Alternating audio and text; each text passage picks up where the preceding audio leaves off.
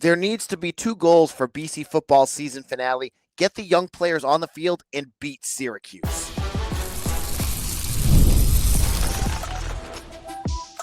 You are Locked On Boston College, your daily podcast on the Boston College Eagles. Part of the Locked On Podcast Network, your team every day. Hello, everyone, and welcome. This is Locked On Boston College, your team every day. I'm your host, AJ Black of Eagle Insider. I've been covering Boston College for over 10 years and part of Eagle Insider, part of the 247 network. I do the written part. I also do this great podcast, which is available free on YouTube or wherever you get your podcasts. On today's show, we're going to look at the great weekend for BC hockey and a good weekend for BC basketball. 2 recruits are gone. I'll tell you who they are and what that means to BC. And we'll start a 2-week slow crawl over to the Syracuse game by talking about what BC needs to do to win this game and how they should do it. I'll explain that to start this off. Now, let's kick it off. Next Saturday, BC will play Syracuse at a 3 o'clock start at the JMA, formerly the Carrier Dome. 3 o'clock start on the CW network. For those of you hoping for a noon game so you can get your game in and then get on with your life, I'm sorry. I wish it was early too. But I looked at this game, and I'm already starting to think, I'm already working myself into BC should win this game. I'm already falling into this trap. I looked at Syracuse's offense. Over the last, since Steve Angeli was injured against Clemson, they've averaged 11 points per game. BC averages somewhere around 25, 26. They don't have a quarterback. They don't really have much of a defense. So this could be a game if BC plays well, they could win this. And you could go out there and you could play all the same guys that you just did and win this game. But I have a suggestion. I have something that I think BC should do, which is some of your guys have been beaten to heck and back already this year. I think it's time to let them sit this one out. There's some guys that are just playing on one leg that have been, recovering from multiple injuries. And as much as you want to let them play a little bit, let the young guys play. I'm looking at guys like Owen McGowan. I've mentioned this on multiple episodes now. Owen McGowan is the heart and soul of that defense. He may not be the most talented linebacker that's ever played at BC, but you damn well know he's going to try his butt, try to do the best he can every time he's out there. Fortunately for Owen, it looks like he's, wounded and hurt in a multiple different spots on his body. I think this is a perfect game that you can pat him on the back and say, thanks, Owen, but I think you should sit this one out. Let's let Griffin Collins play. Griffin Collins had 6 tackles against Georgia Tech, and he had a PFF grade of 70.6, which is pretty good. I can't think of many BC linebackers in the last 6 years that have had grades like that.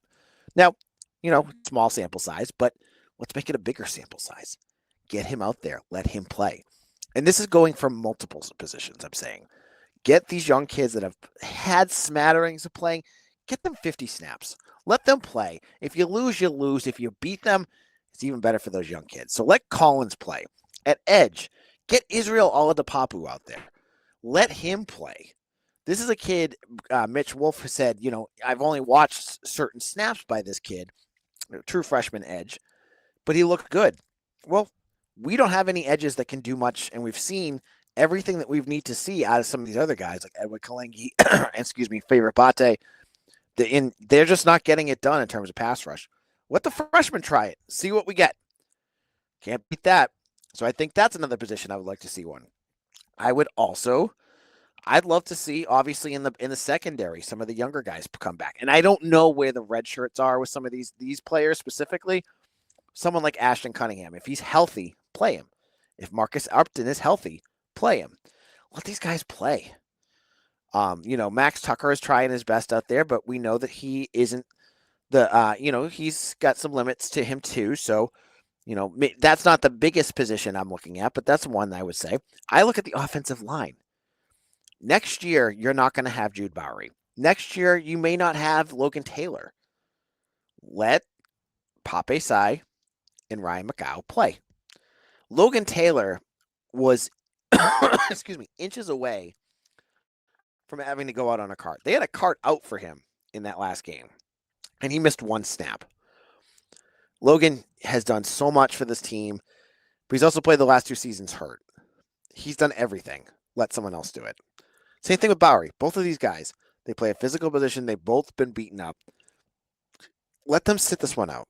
Pat them on the shoulder and say, thank you. Let's let these kids play. I love to see, you want to see, how Papé side looks out there, how Ryan McCow plays. Like, these are guys you're going to have to go to war with next year, depending on what you do in the transfer portal and what happens with the transfer portal. So that's another position. Get the young guys out there. And then, you have, there was another position too that I was thinking, the punter. Let's talk punter again. Who over the summer was the guy I had been singing his praise over and over again? Andy Quinn from Ireland.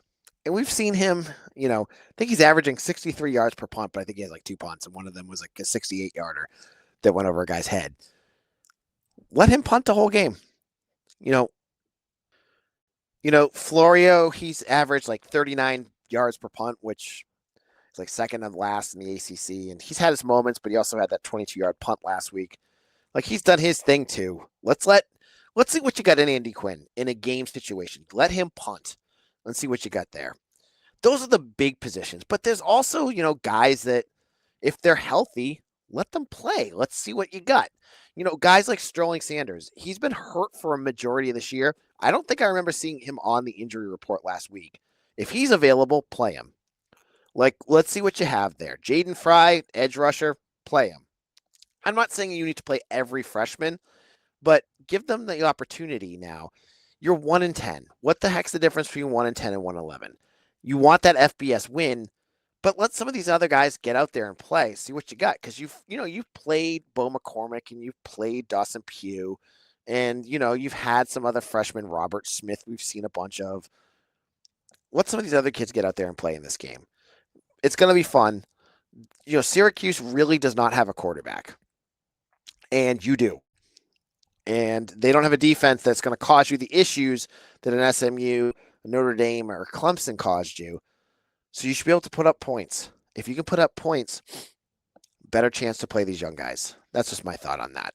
Now, in a moment, some bad news. You're 1-10. You're going to lose players, and I got 2 that have already chosen to decommit. I'll talk about that in just a moment.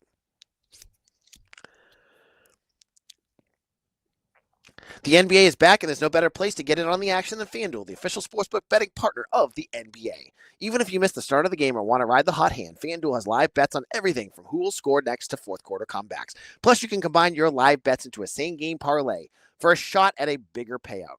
With the Celtics, I keep looking at them, and I'm like, Jaylen Brown, maybe I'll get points and rebounds. Maybe I'll go see if he'll do a double-double. You can do that and add a parlay to go along with it. That's an easy one right there. So it keeps every game exciting, especially when your team's making that late push. So right now, FanDuel is giving new customers $300 in bonus bets when your first $5 bet wins. So head to FanDuel.com to sign up and play your game with FanDuel, the official sports betting partner of the NBA.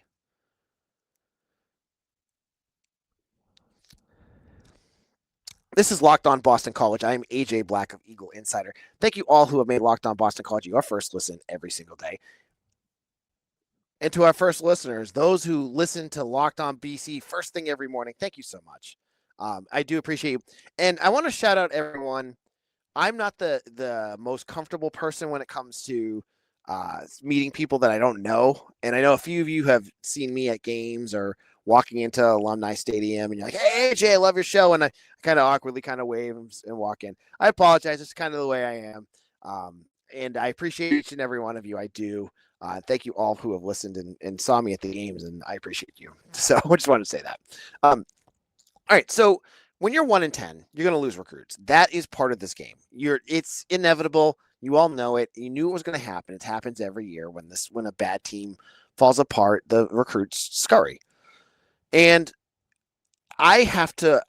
It's almost funny how this first one decommitted, because I left Alumni on Saturday night. I finished doing the post-game show, and I'm walking to my car, and I look at my phone, and I had him tagged for alerts just because I just do that with recruits. And it said he's decommitting. And the timing of it was literally like 3 minutes after BC had lost the game. So that was William Tex Vaughn. a tight end from Kings Mountain, North Carolina. This is a kid that committed back in May before official visit season. He had offers from Ole Miss, Wake Forest, a bunch of schools. He had a pretty good offer list. He was the lone tight end in your class. And so, yeah, that one kind of stings because he was one of your higher rated. I think he was rated an 88 or an 89. So he's a borderline 4-star. And he had been on campus twice for 2 different games, which I guess is not a good thing because he got to see the Clemson game and he saw the Cal game. So he got to watch BC lose bad and one where they fell apart at the end. That's a hard sell for a recruit to see it twice. But he'd been on campus a bunch of times and he decommitted. I don't know where he's going to look at. I haven't seen him linked to any new schools, but that's the one tight end you have. And I have not seen BC linked to any other tight ends. Now, they brought in 3 last year. It was 4 before Bryce Lewis moved over to edge rusher. But you brought in Stevie Amar, Derek Johnson, and Kalen Chudzinski. And if you asked me back then when the recruiting was going on who was going to be the best, I would have went with Amar. But hey, Kalen Chudzinski's had a heck of a freshman season. So I'll take that humble pie and I'll eat it because that one surprised me. And he's been pretty good. Missed 2-point conversion aside. I mean, he's going to develop into something special. I think he's a lot of fun to watch. So I'm not sure if BC's going to target another tight end. It's late. And I honestly would say at this point of the game, unless you see tape that you really like, there's a kid out there that you're like, whoa, this senior tape is really popping for me. I would wait until the portal. Go for someone in the portal because you could just use more established talent at that position, I would think, because you're going to lose Jeremiah Franklin. Kalen Chudzinski is going to be your guy probably with Ty Lockwood next year. You'd love to get some more established depth there. So I honestly think if BC has a choice here, I would go for just holding off. But they still had, at this point, 26 commitments. So that's still a pretty big class. Well, the class got a little smaller on Monday afternoon as quarterback DJ Bordeaux announced that he's no longer committed to Boston College. DJ Bordeaux is an interesting one because Bordeaux committed to Boston College early summer. Now, if you remember, BC had a quarterback earlier in this class, Corinne Berry from California, who also decommitted and ended up at Purdue. Shortly after, they landed Bordeaux, who had offers from Auburn and Colorado, and he had a few other schools that were looking at him. Indiana, there was a few that looked at him. Now, he's an interesting kid. He had 4 high schools in 4 years, which is I don't think I've heard of anything like that. I'm sure it's happened, but he was all over Georgia and all over Colorado, and he ended up at Parker, Colorado before this whole thing happened. And now he's gone. Now, I do believe here that BC is taking a second quarterback. We'll start to see targets probably pop up soon, but I don't think they're going to just stick with one here because next year you're going to have Femi Babalola. Hopefully he stays. You'll have Shaker Reisig and Dylan Lonigan. So you need a fourth. You need 4 quarterbacks. So you're gonna go for somebody else. So whether it's a transfer or a freshman, we'll have to wait to see who they look at. I think we're also in flip season. That's something to think about. There may be guys that are having huge senior seasons that you may be able to flip. When you're 1-10, that's a little harder to do. But hey, you still can sell some things. You can sell, working with O'Brien. This is, there's still ways to spin this so it's not a complete disaster. But Bordeaux, I thought the signs to me for like the last 2 months was that, I just literally wrote an article about him like 2 weeks ago. He said, it was a quote from Brandon Huffman, who works for my company and sent me a tape of his interview, that he said, I'm 100% committed to Boston College.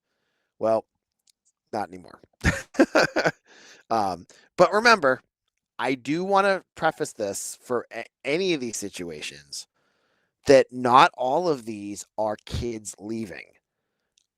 You may not want to believe it, and you may say, AJ, you're full of baloney, but sometimes, especially timing of this, sometimes the school will look at, and there's things that just don't work out, whether it's grades or film or there's another guy that they want instead. Like, it's not always just the recruits making this decision. The school does it too. It's happened. I've had it happen covering the school multiple times under Jeff Hafley and Bill O'Brien. It could happen again. Like, that could be the case. So now you have those two out. You're at 25 recruits. Still a good class. And honestly, when you're 1-10, only losing 3 recruits, and I get it. National Signing Day is only still 2 weeks away. But only 3 right now, that is not the worst thing in the world. You still got your offensive line. You have all those kids that I think are going to be really good, or some of them are going to be really good. And I think you get some maulers on the defensive line coming in too. You have all them coming still. It's not the sky is falling yet. If more guys drop, then I will change my tune. But right now, with only 3, it's definitely not the Chicken Little moment yet. So that's my thoughts on where the recruiting is at. And again, at the quarterback position, as long as they get Femi Babalola here, Femi is, I think, he's the crown jewel of that quarterback group for them. You've read all the scouting reports if you've been listening to the show. I've had guys on that have said, or I've been reading guys that I know that have said he's going to develop into something big. He's a big quarterback. He is the key. Like, no offense to DJ Bordeaux, but you needed Femi to stay. So if he's the one that stays, your recruiting class at quarterback is still in pretty good shape. Now, in our final segment, let's switch it up to basketball and hockey. And more positive news is both of them had a great weekend. I'll get into that in just a moment.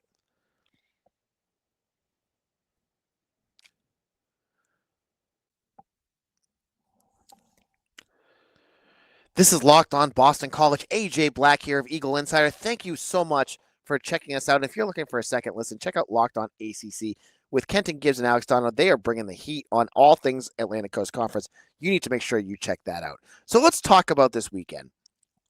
Overall, a very positive weekend. Women's basketball, unfortunately, they lost to Providence by 10 points. That's never a good thing. But shout out to the women's cross country team, who I think won the Northeast Championship. I'm not sure. I don't really follow women cross country, but they won something pretty cool. So congratulations to them. But the point of this segment was to talk about 2 teams that did have good weekends that I do know about, which was basketball and hockey. So let's talk about basketball at first. Basketball headed to Philadelphia this weekend to play Temple. A game they were underdogs. I believe they were 2-point underdogs in this game.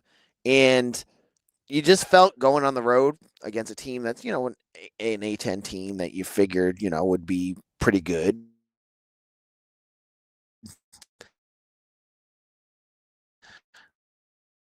You'd have some trouble. And they did have their trouble. And as Gavin Griffiths of the Owls started hitting some shots near the end, you just started feeling that lump in your throat as BC had a big lead. I think they were up by 9 with a couple minutes left. And then Temple just started hitting threes, and you're going, well, this is going to go down that road again, huh? And to BC's credit, they were able to pull it off at the end. Donald Hand hit some shots and pulled off a win to get to 2-2. So you needed this win. This was a big win for BC. Like, against a Temple team that wasn't bad. You showed on the road that you could go out and win. It was a hard-fought game. You had some good points and some good minutes from a lot of different guys, with Bowden Capecchi, who had 17 points. You had Fred Payne, who had been ice cold for the last week. He had 17 points and went 6 from 9 and 3 from 5 from 3-point range. All positives. Even Luka Taves had 6 points in this game and had some good small minutes for as a point guard. That was a very encouraging sign. So all good things. The big worry coming out of this game has been Donald Hand. Yeah, he's getting points, but I look at him as almost like an Eli Carter. He's taking a lot of shots. What was he, 2 for 8 from 3-point or 1 for 8 from 3-point range? That's worrisome because that's usually his one of his strengths. So he hasn't put together a complete game yet. His free throw shooting was better in this game. That's positive after all the hitching and that whole nonsense. But Hand, I feel like once you get him to where he needs to be, that's where you're going to see where the ceiling of this team is right now. Still, you have not hit it yet. The other piece I wanted to say is while I love the size of Aiden Shaw, who had 14 rebounds in this game, I look at what Capecchi can give you, and you're not a good scoring team. And I wonder if maybe they need to go with him more at the 4, or put Hastings at the 4. But I think Capecchi needs to play more than Shaw. Like Shaw gave you 7 points, which is fine, and he's a better rebounder, which I guess you could use more of. But Capecchi, he just reminds me of like those prototypical big men that can shoot and stretch the floor. I feel like that would be a huge thing for BC. And so now it's on to Hampton. And now it goes back to preventing those WTF losses that have haunted Earl Grant and previous coaches for years. Hampton is 2-2, and their losses were against, I think, St. Bonaventure, and there was another school. And they've beaten 2 teams I've never heard of. So this should be a game you can win. I'm not sure how they're going to look, but this is going to be an important one to get themselves again back into the right mindset. Now, for hockey had been, up and down too. They played a home and home this weekend with UMass, and they were both ranked teams.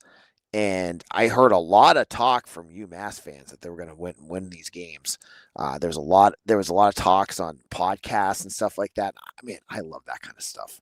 You know what? I can rip on them because BC won, but like, yeah, that's what we need more of in this area is more rivalries. And so BC, hey, they backed up whatever talk they had, and they won 2 in a row.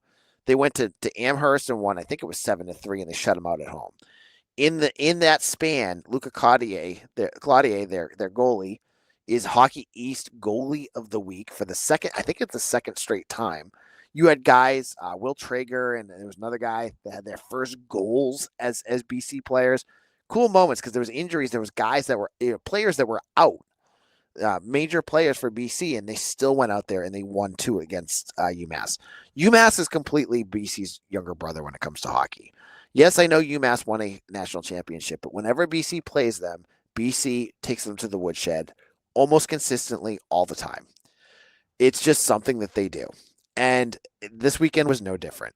Now, things aren't going to get easier for BC, though. That's the joy of college hockey. There's no real weeks off unless you're playing a team that's down in the Hockey East. But you play Maine, who's a top 10 team, and you have them at home, though. So this is going to be a big weekend, and this is where the fans are going to show up. The BC fans for football and hockey have been awesome all year. I'm assuming they're going to be great again for this one. And this could be a real indicator how good BC hockey is. You beat UMass. That's great. That's 2 big wins. But Maine is a team that has played you tough in the past. Can you beat them? Can you get these points? Because that's going to be critical for BC. We're going to have to wait and see. Thank you all for listening. Again, on tomorrow's show, any new recruiting news, we will break it down. We'll continue our march towards Syracuse. Remember, on Thursday, we're going to have Will Blackman on the show, a former BC great, to talk about everything BC. You're going to want to hear that. Make sure you like and subscribe to our show on YouTube or wherever you get your podcast. Follow me on Twitter at AJBlack247 or on Instagram, Threads, Blue Sky, TikTok. I'm on all of those, and I hope to see you all there. And thank you all who have listened, and thank you for making us your first listen every day. This is AJ Black, and this is Locked On Boston College, your team every day.